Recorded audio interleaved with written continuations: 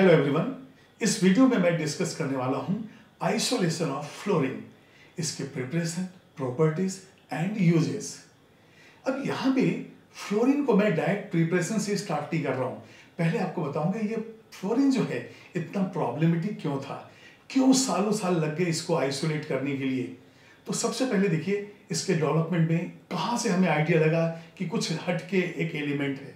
तो सबसे पहले हम देखते हैं कि 1670 में जो है स्क्वानखार्ड जो है उन्होंने ये बताया कि जब हम फ्लोरेस पार के ऊपर जब कंसंट्रेटेड H2SO4 का रिएक्शन करते हैं तो एक वेपर प्रोड्यूस होता है और उस वेपर ने ग्लास को अटैक कर दिया। तो पहला ऑब्जर्वेशन ये हो गया। इसके बाद जो है 1771, अब ये देखिए आप 100 ईयर का डिफरेंस आ गया। तो यहाँ पे शेले ने कहा कि जो फ्लोरेस पार है ये कैल्शियम साल्ट है और कैल्शियम साल्ट किसका है, ये फ्लोरिक एसिड का। अब देखिए धीरे धीरे अब फ्लोरीन वगैरह आने वाला है। इसके बाद जो है गैलुसेक एंड बेरार्ड ने कहा कि भाई ठीक है, सबसे पहले तो उन्होंने एनहाइड्रस एसिड प्रिपेयर किया और कहा कि ये जो है वाटर का जब हम रिएक्शन करते हैं oxide of a new element, आप कौन सा न्यू एलिमेंट मालूम नहीं, तो एक न्यू एलिमेंट, तो वहां पे हमें वो बनता है जो वेपर बना जिसने अटैक किया ग्लास को। और यहाँ पे उन्होंने कहा कि ठीक है, इसका नाम ऐसे करते हैं, फ्लोरेस पार है सब है तो फ्लोरियम कहते हैं, इन्होंने नाम दिया फ्लोरियम। अब इसके बाद जो है एम्पियर ने कहा कि भाई ये जो एसिड है ना, जो फ्लोरिक एसिड जिसे हम कह रहे हैं, ये बिल्कुल HCl के जैसा है। अब HCl के जैसा मतलब इट हैज नो ऑक्सीजन, तो इन्होंने साफ कह दिया इट हैज नो ऑक्सीजन और ये जो है एसिड इज हाइड्रोफ्लोरिक एसिड। तब जाके 1886 में, अब ये देखिए 1813 में पहले नाम देख लेते हैं लोग, 1813 में नाम दिया गया ये फ्लोरीन है और इसके बाद 1886 में मॉइजन जो है फर्स्ट टाइम इसको आइसोलेट किए। अब आप डिफरेंस थोड़ा देखिए, 1813 और 1886 में देखिए 73 इयर्स का डिफरेंस है। तो 73 इयर्स के बीच में क्या हुआ, जब भी हम इस फ्लोरीन को आइसोलेट करना चाहते थे, जो भी हम इलेक्ट्रोलाइट लेते हैं, सबसे पहले तो देखिए ये गुड कंडक्टर ऑफ इलेक्ट्रिसिटी है नहीं, लेकिन फिर भी यदि हम इलेक्ट्रोलिसिस करने की कोशिश किए और फ्लोरीन यदि प्रोड्यूस भी हुआ तो वो जो मटेरियल हमने यूज किया है इलेक्ट्रोलिटिक सेल में उसको अटैक करता था। अब आपने ग्लास का इलेक्ट्रोलिटिक सेल लिया तो ग्लास को अटैक कर दिया, मेटल का लिया मेटल को अटैक कर दिया। लोगों ने कहा नहीं भाई ठीक है एक एलिमेंट फ्लोरीन है लेकिन आइसोलेट करना बहुत ही इम्पॉसिबल है। तो लोग करीब 73 इयर्स तक भूल गए, मतलब उसके ऊपर एफर्ट डाला नहीं क्योंकि मालूम ये तो आइसोलेट होने वाला नहीं है। तब जो है फर्स्ट टाइम 1886 में मॉइजन ने इसको आइसोलेट किया। उसके बाद तो फिर मॉइजन, डेनिस, व्हाइटलैक, ग्रे मेथड, ये सारे मेथड से अब हम जो है फ्लोरीन को प्रोड्यूस करेंगे। तो ये सिर्फ आपके इंटरेस्ट के लिए है। अब हम देखते हैं फ्लोरीन कैसे प्रोड्यूस होता है। फ्लोरीन के 3 मिनरल्स जो है बहुत ही इंपॉर्टेंट हैं। तो देखते हैं कौन कौन से मिनरल्स हैं ये। फर्स्ट वन हम ले रहे हैं CaF2 फ्लोरेसपार, ठीक है। इसके बाद सेकंड यदि हम लेते हैं Na3AlF6 तो ये होता है क्रायोलाइट। और ये जो है कई जगह आपको ऐसा भी मिलेगा, ये नहीं रहता है फ्लोरेसपार ऐसा। क्रायोलाइट हो गया Na3AlF6। इसके बाद एक और हम लेते हैं 3 times Ca3PO4 टेकन ट्वाइस और इसके साथ जो है डॉट CaF2, इसको कहते हैं फ्लोर एपेटाइट। अब यदि CaCl2 कर दो तो हो जाता है क्लोर एपेटाइट। तो ये है आपका फ्लोर एपेटाइट, ठीक है। तो जब मैंने आपको बताया कि आइसोलेशन जो है इसका बहुत मुश्किल था, तो आइसोलेशन के लिए हमने कौन कौन से प्रोसेस लिए हैं। एक हमने लिया है मॉइजन का जो 1886, जो आपको बताया ना 73 इयर्स के बाद फर्स्ट टाइम इसको मॉइजन ने आइसोलेट किया। तो यहाँ देखेंगे किस तरह से आइसोलेट किया। फिर 1931 में डेनिस और इसका ये जो मॉडर्न मेथड है ये दोनों हैं। तो सबसे पहले देखेंगे कि इसके आइसोलेशन में मॉइजन मेथड में कौन सा इलेक्ट्रोलाइट लिया गया है। तो यहाँ पे मॉइजन मेथड, अब मॉइजन ने क्या किया यहाँ पे KHF2 लिया, पोटेशियम हाइड्रोजन फ्लोराइड, और इसका जो है सॉल्यूशन लिया 1 पार्ट और 5 पार्ट जो है एनहाइड्रस HF। तो यहां पे इलेक्ट्रोलाइट को लिया गया KHF2, ये देखिए 1 पार्ट, और HF जो है ये एनहाइड्रस है, ये हो गया 5 पार्ट, और यहां से हमने इसका किया इलेक्ट्रोलिसिस। तो ये हो गया मॉइसन मेथड में। फिर मैं कॉमनली जो इक्वेशन है वो आपको बताऊंगा। तो ये बताइए, जब यहाँ पे KHF2 है, अब सबसे पहले तो देखिए कि ये जो HF है वो तो गुड कंडक्टर ऑफ इलेक्ट्रिसिटी नहीं है, तो हमने KHF2 ले लिया, और ये कितना 1 पार्ट। तो इस तरह से जो है हम इसका इलेक्ट्रोलिसिस करेंगे। तो सबसे पहले देखते हैं कि मॉइसन मेथड तो ये हो गया, इसके बाद सेकंड जो है डेनिस मेथड कैसे हुआ।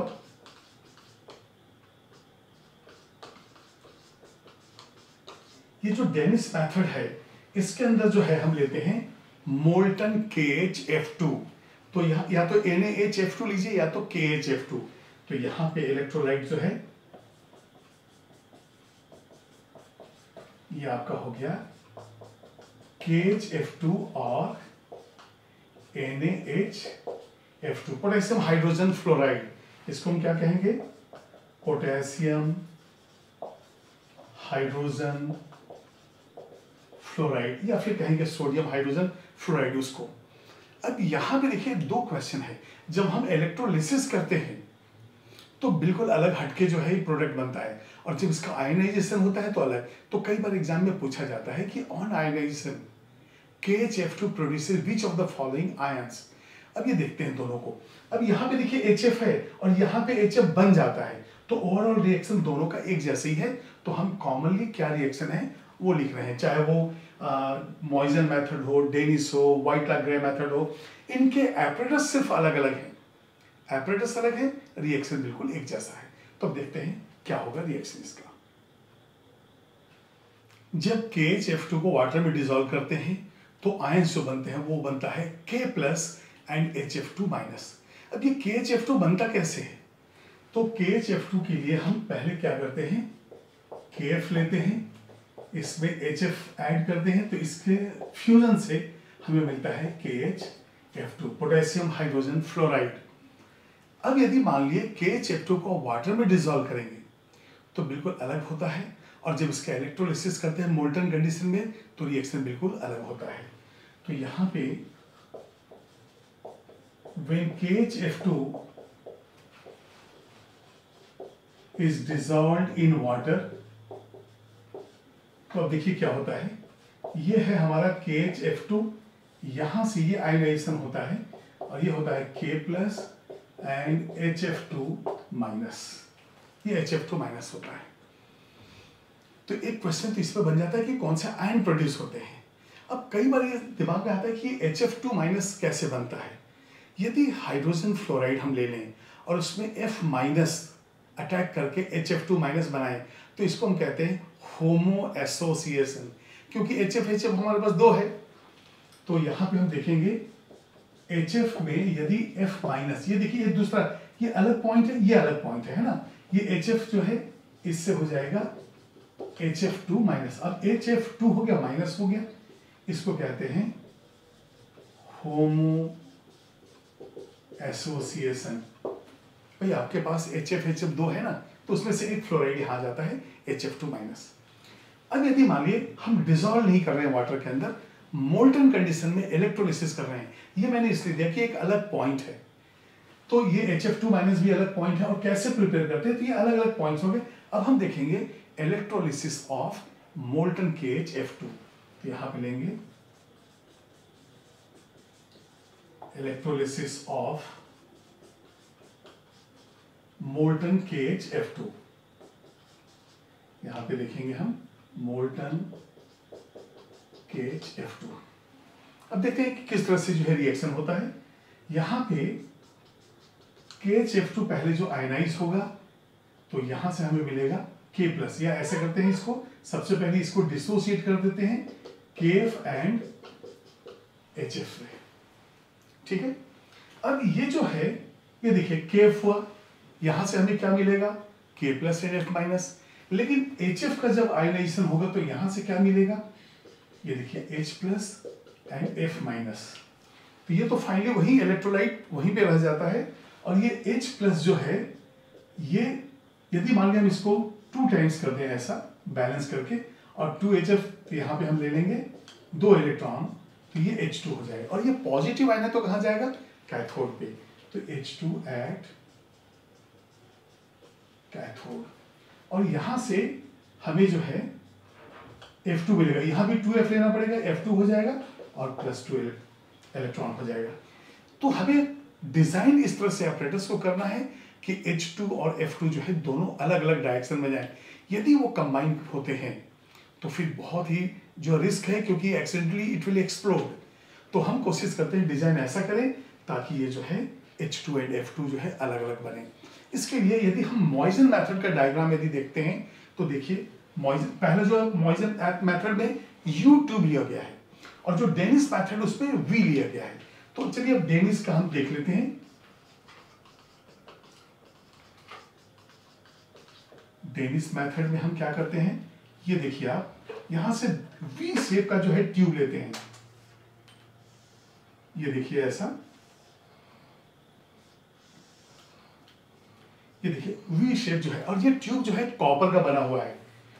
और कॉपर का हम क्यों लिए हैं, क्योंकि ये क्या है, अटैक होता है फ्लोरीन से, और कॉपर फ्लोराइड जो बनता है वो जो है प्रोटेक्टिव लेयर बना लेता है। तो यहां पे कॉपर ट्यूब हम लिख देंगे, कॉपर ट्यूब। अब इसके बाद देखिए यहां पे हम इलेक्ट्रोड ले रहे हैं, और ये इलेक्ट्रोड जो है ग्राफाइट का है। अब याद कीजिए ग्राफाइट के ऊपर जो है फ्लोरीन का अटैक हो जाएगा तो CF4 बन जाएगा, इसलिए पहले से ही ग्राफाइट को हम कोट कर देते हैं टेफ्लॉन से। तो ये देखिए इसके ऊपर टेफ्लॉन का कोटिंग हम करेंगे। ये इलेक्ट्रोड हो गया। अब जैसे मान लीजिए कि ये प्लस है, ये माइनस है, ठीक है ना। तो चलिए इसके ऊपर कोटिंग कर देते हैं। ये कोटिंग हो गया टेफ्लॉन का, ये देखिए टेफ्लॉन कोटिंग, ये आपको डिटेल भी दे दूंगा मैं। अब यहां पे क्या होगा कि जो आपने KHF2 लिया है वो इतना होना चाहिए ताकि ये अलग अलग दोनों ट्यूब में हो जाए। ये देखिए आप, ये अलग अलग ट्यूब हो गया। यदि ये नीचे रहेगा तो जो भी H2F2 बनेगा वो वहीं पे अटैक करेगा एक दूसरे को और एक्सप्लोड हो जाएगा। अब एक्सप्लोजन ना हो जाए तो उसके लिए हम क्या कर रहे हैं, इसको हम एस्बेस्टस से सील्ड कर दे रहे हैं, ये देखिए, ताकि एक्सप्लोड भी हो तो ये कोई डेंजर ऐसा कोई प्रॉब्लम ना हो। तो इस तरह से जो है एस्बेस्टस से जो है हम इसको सील कर देते हैं। इसके बाद यहां से जो है, ये देखिए यहां से हम गैस जो लेंगे, अब ये प्लस है तो प्लस पे कहां जाएगा, ये माइनस, माइनस जो है प्लस पे जाएगा। ये है एट एनोड, एट एनोड। अब ये एनोड है तो यहां से चला गया फ्लोरीन, और देखिए एट कैथोड यहां से जो है, अब इसको, ये तो फ्लोरीन हो गया, ये कॉपर का वेसल इधर डाल देते हैं और यहां से हम निकाल देते हैं H2।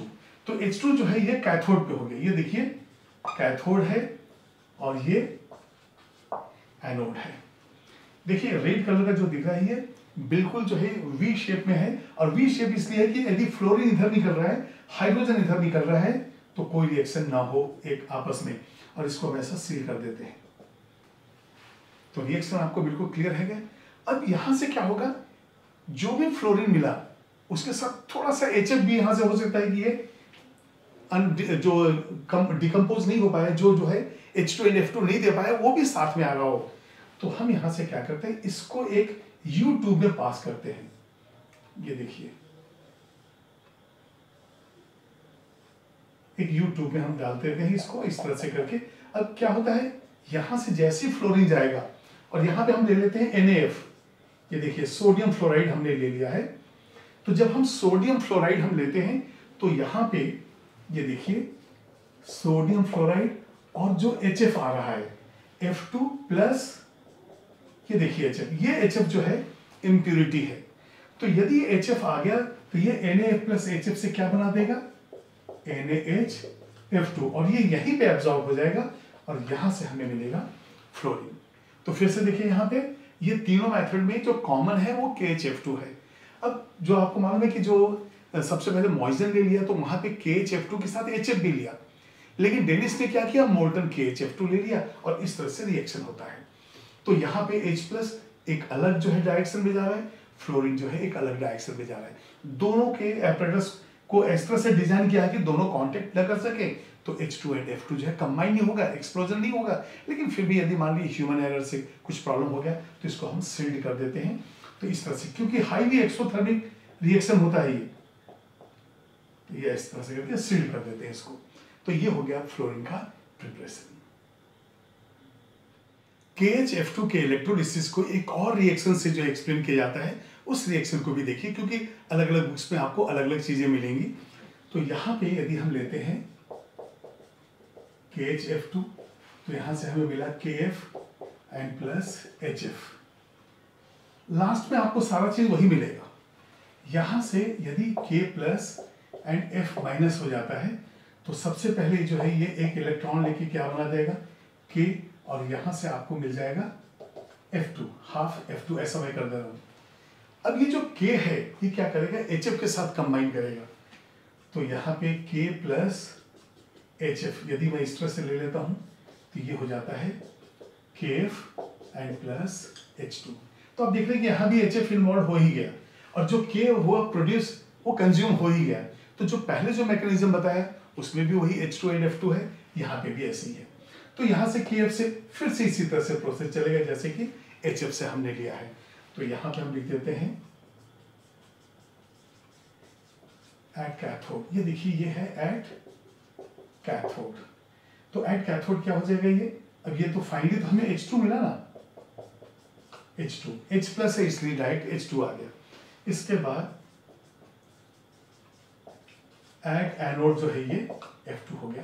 तो सेम वही मिला, लेकिन जो है रिएक्शन का जो है अलग अलग इन्वॉल्वमेंट है, ये HF यहाँ पे इन्वॉल्व हो जाता है। इस तरह से यहाँ पे H2 एंड F2 जो है वही प्रोडक्ट मिलता है जो पहले क्वेश्चन में मैंने बताया।